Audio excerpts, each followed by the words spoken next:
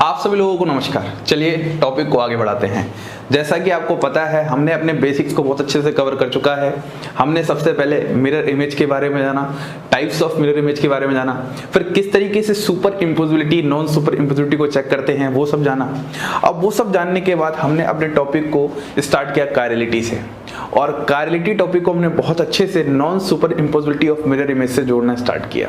जब ये सारी बातें हमने सीख चुकी तो एंड में हमारे पास एक बात ये निकल के आई, जहां पर भी हमारे पास सिमेट्री एलिमेंट नहीं होते इसका मतलब non superimposable mirror image होता है, इसका मतलब मॉलिक्यूल कायरल होता है, और chiral molecule is the necessary and sufficient condition for a compound to be optically active.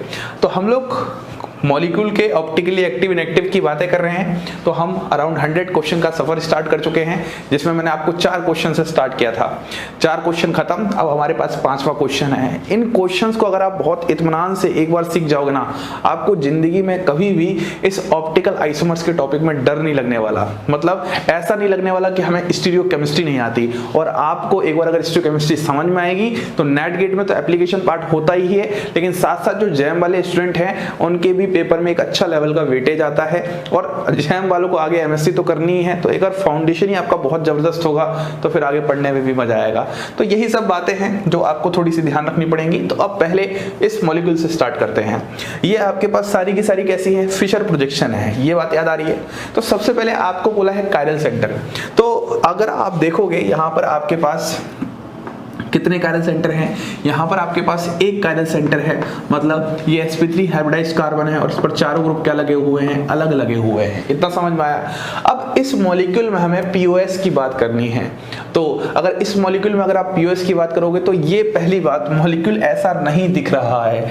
आपको मॉलिक्यूल को हमेशा इस तरीके से देखना है। जब भी आप कभी फिशर प्रोजेक्शन के बारे में पढ़ते हो तो हमेशा मॉलिक्यूल आपके पास कुछ इस तरीके से नजर आना चाहिए, जहां पर OH यहाँ है और H यहाँ है।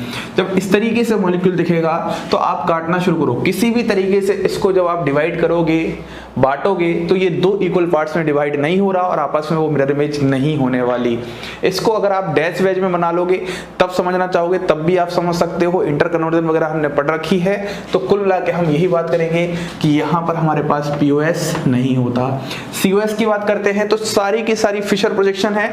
तो एक बात तो हम पक्की कर लेते हैं, पहले बिना देखे हम सारे में ही आगे क्रॉस कर देते हैं।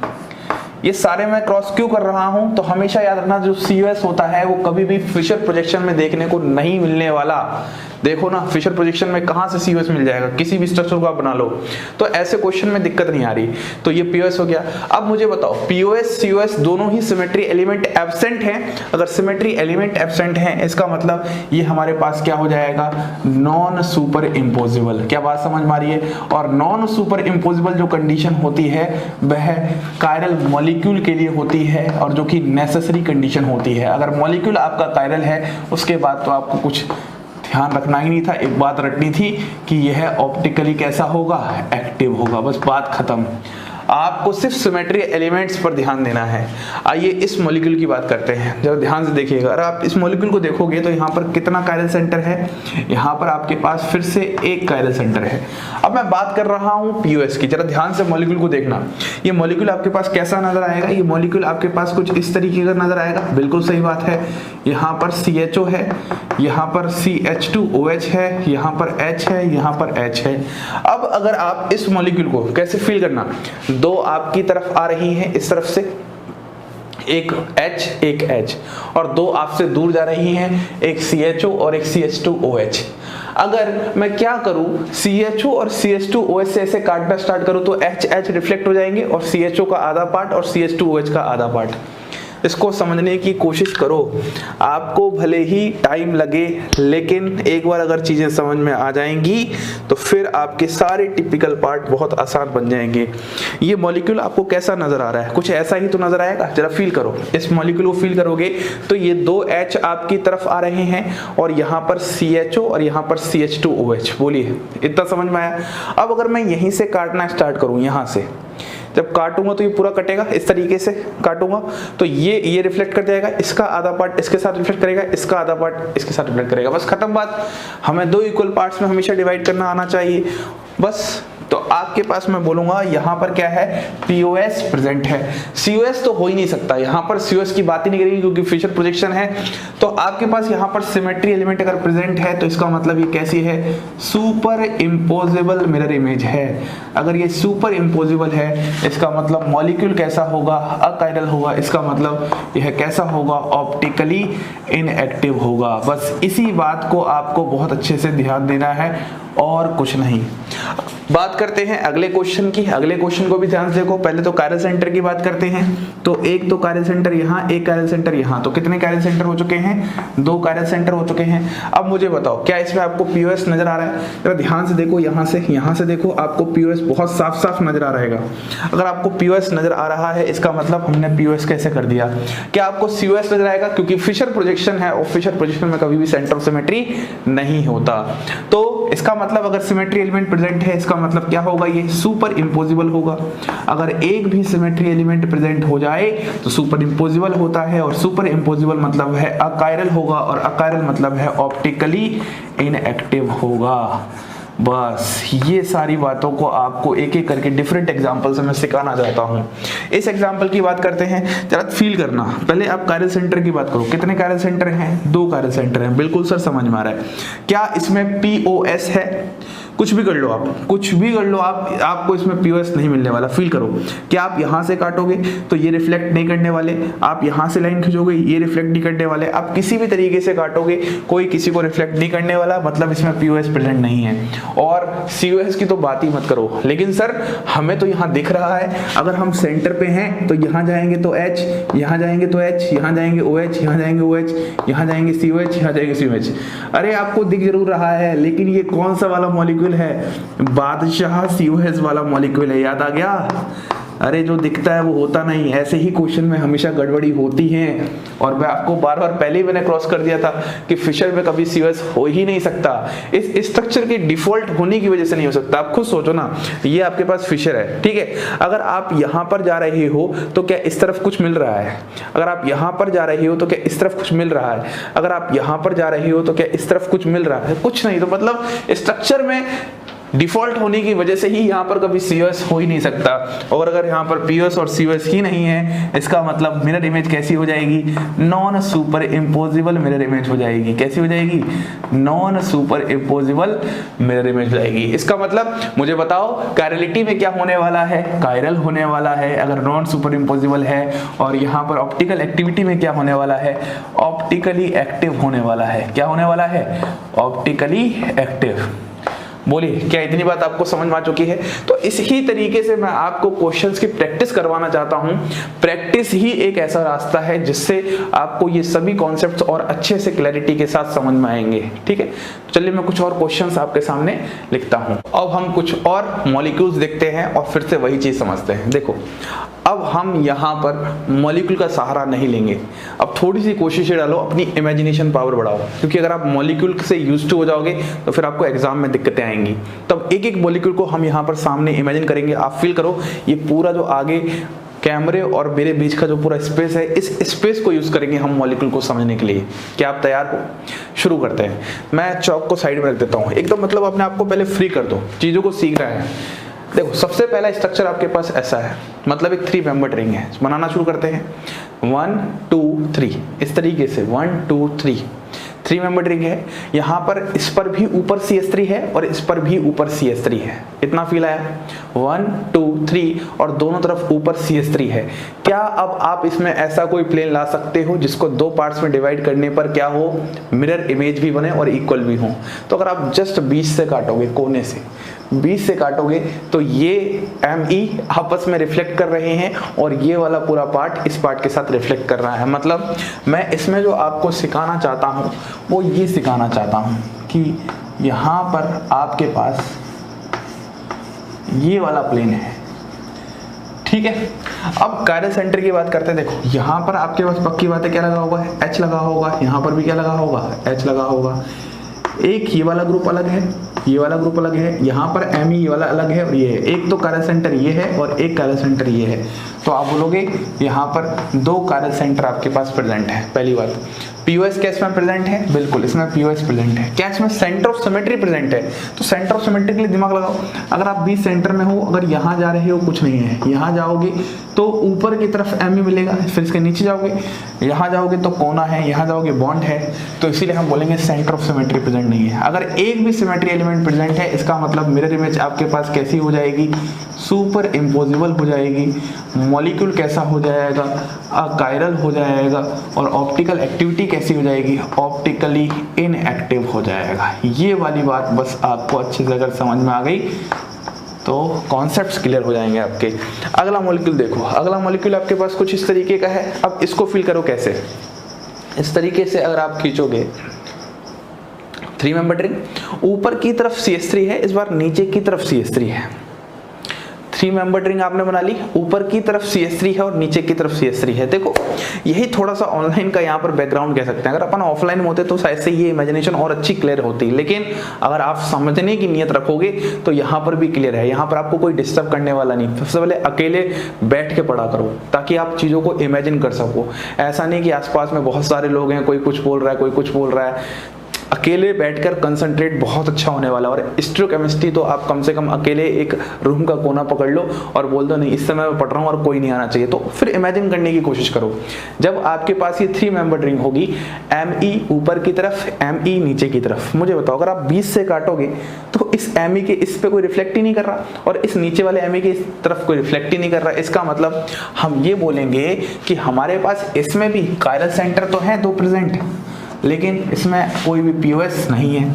सीओएस की तो बात ही नहीं है, 3 मेंबर्ड रिंग में सीओएस आपको समझ में नहीं है। इसका मतलब प्लेन ऑफ सिमेट्री और अगर सेंटर ऑफ सिमेट्री नहीं है तो यहाँ पर मिरर इमेज आपके पास कैसा है? Non super imposable. कैसा है? Non super imposable. मॉलिक्यूल कैसा हो जाएगा? कायरल। और ये कैसा हो जाएगा? Optically active. Optically active. बस यही बातें सीखनी है और क्या। अब अगर आप अगले मॉलिक्यूल को देखोगे, जरा ध्यान से फील करो। इस बार आपके पास कैसा मॉलिक्यूल है? ये आपके पास 3 मेंबर्ड रिंग है। ऊपर की तरफ ME, ऊपर की तरफ ME, ऊपर की तरफ ME, तीनों कॉर्नर में ऊपर की तरफ ME है। अगर मैं इस तरीके से 20 से काटूं तो क्या ये वाला ME इसका रिफ्लेक्ट कर रहा है? क्या इस ME को जब आधा काटोगे रिफ्लेक्ट करेगा? कि ये वाला पार्ट इसका रिफ्लेक्ट कर रहा है? बिल्कुल। मैं ये समझाने की कोशिश कर रहा हूँ, अगर आप इसमें इस तरीके से काटोगे तो आपको प्लेन ऑफ सिमेट्री आसानी से मिल जाएगी। इसमें कायरल सेंटर आपके पास 3 है। ये भी कायरल सेंटर है, ये भी कायरल सेंटर है, ये भी कायरल सेंटर है। समझ रहे हो? ये कायरल सेंटर है, ठीक है। 3 कायरल सेंटर हैं। या फिर अगर आप 3 4 ये कायरल सेंटर नहीं बताना चाहते तो आप ये बता सकते हो यहाँ पर आपके पास क्या है? कायरल सेंटर एब्सेंट है कि प्रेजेंट है। ये वाली बात हो चुकी है। अब इस वाले केस में हम बात करें हैं तो इसमें पीओएस प्रेजेंट है लेकिन सेंटर ऑफ सिमेट्री नहीं है, तो इसलिए यहाँ पर ये मिरर इमेज कैसी हो जाएगी? Super imposable. अगर ये सुपर इम्पोजिबल मिरर इमेज हो जाएगी, इसका मतलब ये मॉलिक्यूल कैसा हो जाएगा? कायरल हो जाएगा। इसका मतलब ये कैसा हो जाएगा? ऑप्टिकली इनएक्टिव हो जाएगा। ऑप्टिकली इनएक्टिव हो जाएगा। बस खत्म बात। थोड़ा सा और आगे बढ़ते हैं। अगर मैं इस मॉलिक्यूल को बताऊं, क्या इसमें भी प्लेन ऑफ सिमेट्री है? बिल्कुल। इसमें भी भले ये नीचे की तरफ है, लेकिन अगर आप यहाँ से प्लेन गुजारोगे, यहाँ से इस तरफ से, तो इसमें भी आपको प्लेन ऑफ सिमेट्री मिल जाएगी। मतलब यहाँ पर भी आपके पास कायरल सेंटर प्रेजेंट है। ऐसे कर दो आप, 3 2 लिखने से अच्छा है, कायरल सेंटर प्रेजेंट कर दो यहाँ पर भी। और यहाँ वाले केस में बताओ, इसमें पीओएस प्रेजेंट है तो इसमें पीओएस भी प्रेजेंट है। इसमें अगर बात करते हैं सीओएस नहीं है भैया प्रेजेंट, तो कैसा हो जाएगा? सुपर इम्पोजिबल हो जाएगा। इसका मतलब मॉलिक्यूल कैसा हो जाएगा? अकायरल हो जाएगा। इसका मतलब ऑप्टिकली इनएक्टिव हो जाएगा। बस इन्हीं बातों को आपको अगर समझ में आ चुकी हैं तो यही आपके पूरे टॉपिक की कॉन्सेप्ट क्लैरिटी है। कुछ और क्वेश्चंस को ट्राई कर लेते हैं। तो आइए अब हम कुछ और एग्जांपल्स को देख लेते हैं। हमारे पास एग्जाम्पल नंबर 13 है। सबसे पहले अब अपने आप कोशिश एक बार करो। कैसे करोगे? 3 मेंबर्ड रिंग इस तरीके से बनाया, यहाँ पर ME ऊपर की तरफ, यहाँ पर CL ऊपर की तरफ। आपको प्लेन ऑफ सिमेट्री देखने के लिए कोई भी साइंटिस्ट या स्टूडेंट बनने की जरूरत नहीं है। आप सिंपल एक कारपेंटर बन जाइए, एक कलाकार बनिए, और वह कलाकार ये काम करेगा, कोई भी चीज उसको मिले उसको 2 इक्वल पार्ट्स में डिवाइड करना शुरू कर दे, बस खत्म सी बात हो चुकी है। अगर ME ऊपर है, CL ऊपर है, अगर आप 20 से काटोगे तो ME को CL रिफ्लेक्ट करेगा, जो कि गलत है। 2 इक्वल पार्ट्स आने चाहिए। तो कहने का मतलब हम यहाँ पर बोल सकते हैं, यहाँ पर हमारे पास कायरल सेंटर तो प्रेजेंट है, लेकिन यहाँ पर हमारे पास क्या है, इस जगह पर POS नहीं है। और ऐसे मॉलिक्यूल में सेंटर ऑफ सिमेट्री आ नहीं सकती। देखो ना, आप खुद फील करो, यहाँ जा रही हो तो कॉर्नर आ रहा है, यहाँ जा रही हो तो ये आ रहा है। बोलो, बात समझ में आ रही है? तो यहाँ पर आपके पास सेंटर ऑफ सिमेट्री क्या होगा, नहीं होगी। मिरर इमेज कैसी होगी, नॉन सुपर इम्पोजिबल। और अगर नॉन सुपर इम्पोजिबल है तो कायरलिटी क्या होगी, कायरल। और कैसा हो जाएगा ये, ऑप्टिकली एक्टिव। बोलिए, बात समझ में आ रही है एकदम अच्छे से? ठीक है। अब अगर मैं इस मॉलिक्यूल को देखता हूं, जरा फील करो इस मॉलिक्यूल को, कैसे होगा। 3 मेंबर्ड रिंग है इस तरीके से, दोनों ME ऊपर की तरफ हैं, CL भी ऊपर की तरफ है। अगर मैं CL को लेके काटना स्टार्ट करूं तो CL के साथ रिफ्लेक्ट हो जाएगा उसका आधा पार्ट, और ME जो यहाँ लगा है वो ME इस ME के साथ रिफ्लेक्ट हो जाएगा। मतलब मैं ये बोलने की कोशिश कर रहा हूं, अगर आप यहाँ से प्लेन लेके आओ इस जगह से, तो ये तो आधा रिफ्लेक्ट हो जाएगा, साथ साथ ये भी आपस में रिफ्लेक्ट होगा। तो हम बोलेंगे कायरल सेंटर तो है, प्लेन ऑफ सिमेट्री बताओ क्या है, बिल्कुल है। सेंटर ऑफ सिमेट्री तो हो ही नहीं सकती इन मॉलिक्यूल में, तो ये कैसा हो जाएगा आपके पास, सुपर इम्पोजिबल हो जाएगा। कैसा हो जाएगा, सुपर इम्पोजिबल मिरर इमेज बन जाएगा। अब अगर मैं कायरलिटी की बात करता हूं, मुझे बताओ कायरलिटी में क्या होगा, अकायरल होगा, सुपर इम्पोजिबल है तो, और अकायरल है मतलब ये कैसा हो जाएगा, ऑप्टिकली इनएक्टिव। ऑप्टिकली इनएक्टिव, ये बात हमारे पास बन जाएगी। ठीक है, आ रही बात समझ में? अब अगर ये वाली बात हमें समझ में आ चुकी है, तो अब इस वाले केस में हम लोग क्या करने वाले हैं, इस वाले केस में वही सेम बात है, दोहराओ। 3 मेंबर्ड रिंग इस तरीके से बना लो। सबसे पहले बना ली, 3 मेंबर्ड रिंग बना ली। यहाँ पर ऊपर की तरफ ME है, यहाँ पर ऊपर की तरफ ME है, नीचे की तरफ CL है। लेकिन फिर भी अगर आप ऊपर से काटोगे तो नीचे वाला CL भी पूरा कट जाएगा, आधा आधा हो जाएगा, और ME और ME रिफ्लेक्ट कर जाएंगे। मतलब हम बोलेंगे अगर हम कुछ इस तरीके से काटना शुरू करें, इस तरीके से काटना शुरू करें, तो हमारे पास क्या हो जाएगा, कायरल सेंटर तो प्रेजेंट है, हमें प्लेन ऑफ सिमेट्री मिल जाएगी, सेंटर ऑफ सिमेट्री नहीं है। प्लेन ऑफ सिमेट्री मिलने से ये मॉलिक्यूल कैसा हो जाएगा, सुपर इम्पोजिबल बन जाएगा। सुपर इम्पोजिबल से ये क्या हो जाएगा, अकायरल हो जाएगा, और अकायरल से कैसा हो जाएगा, ये ऑप्टिकली इनएक्टिव हो जाएगा। ठीक है, बात क्लियर एकदम अच्छे से? यही पॉइंट बस आपको अच्छे से एकदम समझना है। 16 नंबर वाले मॉलिक्यूल की बात करते हैं। बताओ 16 नंबर मॉलिक्यूल को आप कैसे समझने की कोशिश करोगे। देखो, अगर सवाल करते समय कहीं पर थोड़ी बहुत गलती अगर हो तो घबराने की जरूरत नहीं है, हम बहुत सारी चीजें सीख रहे हैं, तो जो सही है वो हमें दूर से ही चमक जाएगा। ठीक है, क्वेश्चन नंबर 16 क्या है। अच्छा, 16 को करते हैं अपन। बताइए, क्या इसमें प्लेन ऑफ सिमेट्री होगी। सबसे पहले कायरल सेंटर को आप टिक कर दो, क्या इसमें प्लेन ऑफ सिमेट्री होगी। कैसे भी कर लो, अगर आप बोलोगे सर यहां से काटना शुरू करो, तो ये ME ऊपर की तरफ है और ये ME नीचे की तरफ है। आप बोलो सर यहां से काटना शुरू करो, तो ME तो कट जाएगा, लेकिन ME CL को रिफ्लेक्ट करेगा। आप बोलोगे सर यहां से काटना शुरू करो, फिर से वही दिक्कत है, ये रिफ्लेक्ट नहीं करेगा। बोलेंगे POS नहीं है, सेंटर ऑफ सिमेट्री तो होती ही नहीं है, तो ये कैसा हो जाएगा आपके पास, नॉन सुपर इम्पोजिबल हो जाएगा। कैसा हो जाएगा, नॉन सुपर इम्पोजिबल। और अगर ये नॉन सुपर इम्पोजिबल बनने जा रहा है, इसका मतलब इसका मॉलिक्यूल कैसा हो जाएगा, कायरल मॉलिक्यूल हो जाएगा, और ये फिर क्या हो जाएगा, फाइनली ऑप्टिकली एक्टिव बन जाएगा। ऑप्टिकली एक्टिव बन जाएगा। क्या आपको इतनी बातें अच्छे से समझ में आ चुकी हैं? तो ये डिफरेंट मॉलिक्यूल कराने का सिर्फ एकमात्र कारण है ताकि आप अपने plane of symmetry, centre of symmetry के कॉन्सेप्ट्स को बहुत अच्छा कर लो। अगर आप उनको बहुत अच्छा कर रहे हो तो आने वाले टॉपिक्स तो फिर कुछ है ही नहीं। तो कुछ और क्वेश्चंस ट्राई करते हैं। तो आइए अब हम इन मॉलिक्यूल को देखना शुरू करते हैं। अगर इन मॉलिक्यूल को देखना शुरू करेंगे, फिर से वही बात, सबसे पहला मॉलिक्यूल उठाओ, सामने बनाओ, ग्रुप लगाओ और कट करना स्टार्ट करो। सबसे पहले एक बात तो आप ये चीज समझ लो कि इन सभी में ही कायरल सेंटर प्रेजेंट है। अब इसमें आपको दिक्कत नहीं आनी चाहिए, कम से कम कायरल सेंटर देखना तो आपको बहुत अच्छे से आना ही चाहिए। अब अगर मैं यहाँ पर सबसे पहले सवाल की बात करता हूँ, सबसे पहला सवाल कैसा है, इस तरीके से आपके पास 4 मेंबर्ड रिंग है, इस तरीके से आपके पास 4 मेंबर रिंग है, यहाँ पर CH3 है और यहाँ पर CH3 है। जब इसको काटोगे तो अगर आप बीच से इस तरीके से काटोगे तो CH3 से रिफ्लेक्ट कर जाएगा, ये वाला पार्ट इसके साथ कर जाएगा। मतलब मैं कहना ये चाहता हूँ, अगर आप यहाँ से कोई एक प्लेन डालोगे, यहाँ से प्लेन डालोगे ऊपर की तरफ से, तो ये इसके साथ रिफ्लेक्ट करेगा, ये इसके साथ करेगा, मतलब यहाँ पर प्लेन ऑफ सिमेट्री प्रेजेंट है। अगर मैं सेंटर ऑफ सिमेट्री की बात करता हूँ, सेंटर से जाता हूँ ऊपर की तरफ, तो नीचे की तरफ कुछ नहीं है, मतलब यहाँ पर कोई सेंटर ऑफ सिमेट्री प्रेजेंट नहीं है। देखो सेंटर ऑफ सिमेट्री पहचानना बहुत आसान बन जाता है।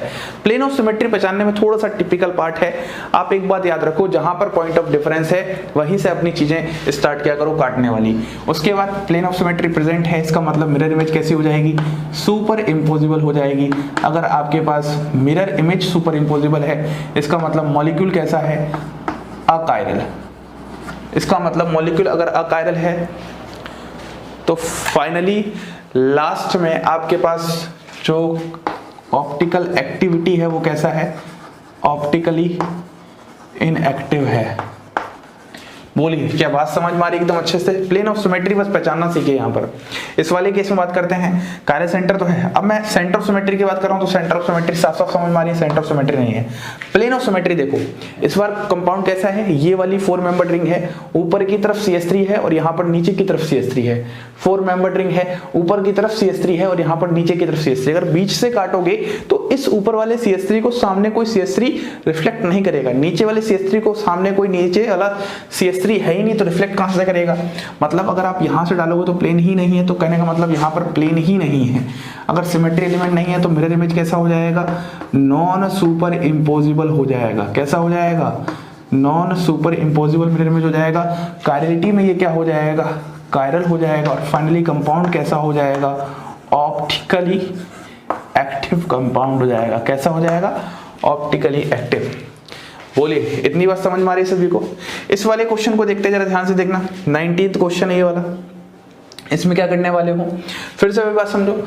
आपके पास एक 4 मेंबर रिंग है इस तरीके से, 1 2 3 4, फिर से 1 2 3 4, 1 2 3 4, इस तरीके से 4 मेंबर रिंग है।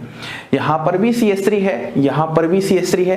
तो अगर आप बीच से काटोगे तब भी रिफ्लेक्ट कर रहा है, अगर आप दोनों को लेके काटोगे तब भी रिफ्लेक्ट कर रहा है। एक से ज्यादा प्लेन भी आ सकते हैं, वो आपको घबराना नहीं है। आप यहां से भी कर सकते हो, आप यहां से भी कर सकते हो, कहीं से भी कर सकते हो।